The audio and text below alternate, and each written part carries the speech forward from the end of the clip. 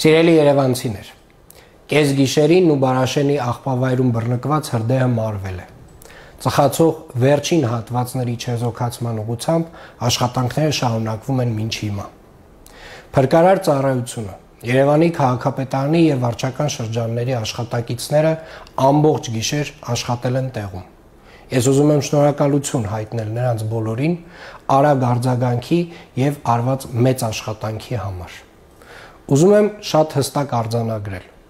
այս դեպքը պատահական չէր, այլ դիտավորություն։ Արդեն խոսել եմ ազգային անվտանգության ծառայության տնօրենի եւ ներքին գործերի նախարարի հետ։ Հրդեհի հետ որևէ կապ ունեցած անձ կհենթարկվի պատասխանատվության օրենքի ամբողջ խստությամբ։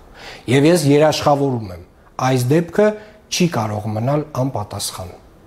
Միաժամանակ խստացվել է աղբավայրի տարածք մուտքի եւ ելքի ռեժիմները։ Սիրելի երևանցիներ,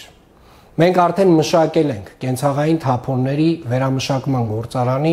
մրցույթի փաթեթը եւ այս տարի հայտարարվելու է այդ մրցույթի առաջին փուլը։ Սա է այն համակարգային լուծումը, որը մեկընդմիշտ փակելու է Նուբարաշենի աղբավայրի էջը։ Քաղաքի համար սա եւ բնապահպանական, եւ անվտանգային հարց է։ Մենք վերջ ենք տալու այս պրակտիկային,